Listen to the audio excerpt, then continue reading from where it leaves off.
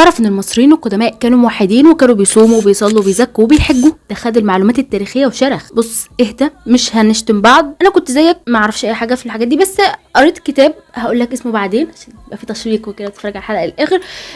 بيقول المعلومات دي، وانا جيت النهارده الخصه لك اقول لك كده حته من الكتاب واسمع وهنفهم مع بعض. في ناس كتير جدا اكدوا على ان المصريين القدماء كانوا فعلا موحدين بالله، زي العقاد ومسبيرو وولديورانت، وده اللي قالوه في كتب كتير ليهم. العقيده كانت متمثله ليهم ان الله واحد احد، ووصفوه بالصفات التاليه: امون يعني الباطن، او رع يعني الظاهر، او بتاح يعني الخالق. اجدادنا كانوا بيقولوا نتر وع ننن سنو اف، يا رب اكون قريتها صح. تمام، دي معناها الله واحد احد ليس كمثله شيء. المصدر الكتاب، انا ما ترجمتش ولا كلمه لوحدي، انا ما اعرفش اترجم اصلا من الكتاب. طب عقيدة الخلق كانت عاملة ازاي؟ بص يا سيدي، المصريين القدماء كانوا شايفين ان ربة السماء نوت كانت ملتحمة مع ربة الارض جب. بعد كده خلق الاله رب الهواء شو. الاله واحد، انا ماليش دعوة، هم اللي بيقولوا كده. الهواء ده بقى فتق السماء عن الارض.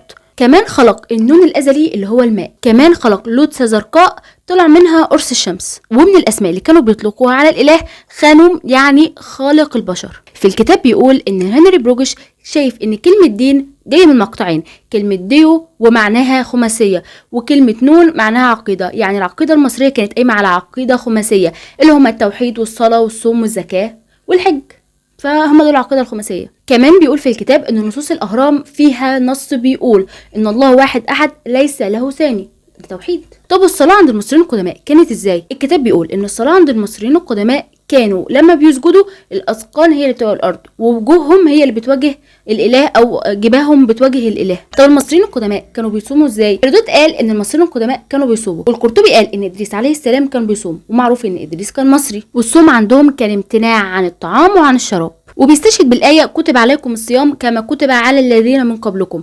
والمقصود يعني من قبلكم ان اكيد في تانية اتفرض عليها الصيام زي ما اتفرض احنا الامم اللي اتفرض عليها، فالمقصود بالامم اللي قبل كده اكيد قبلينا، فهم يعني يقصد المصريين القدماء انهم صاموا كده. طب المصريين القدماء كانوا بيحجوا ازاي؟ والله يا صديقي العزيز، الحج عند المصريين القدماء كان معناه النور او الضياء، وكانوا بيحجوا لابيدوس جنوب سوهاج حيث قبر اودوريس. طب الزكاة يا ابو عمو، انا عارفه ان انا تقلت عليك في المعلومات النهارده، بس هنقول اخر حاجه الزكاه. يعني والله المصريين القدماء كان عندهم الزكاه اللي هي ماعو، وفي القران الكريم ويمنعون الماعون، وماعو الزكاه، والنون اتفقنا في الاول كده دي عقيده، فهي عقيده الزكاه. وكل المعلومات دي من كتاب المسكوت عنه في التاريخ. بص يا صديقي، كلمتين كده جد في الاخر. فكره ان احنا ننعت حضاره كامله عاشت الفترة الكبيرة دي بان هي حضارة كفار، ده افتراء منك وقلة ادب. حضارة المصريين القدماء كانت حضارة متميزة في مجالات كتير جدا، واكيد مش هنيجي في القعدة دي على فيديو هحكي لك الانجازات، يعني روح امشي في اي شارع كده هتلاقي انجازات المصريين القدماء. بس فكرة ان احنا نقول ان حضارة ما وصلهاش الايمان ده تكت منك خالص. بس اكيد حضارة زي الحضارة المصرية القديمة كان بيجيها رسل وانبياء، والدليل على كده ان احنا عندنا في الدين الاسلامي في رسل وانبياء كتير ما نعرفش عنهم اي معلومات، فممكن يكونوا راحوا للحضارة المصرية القديمة.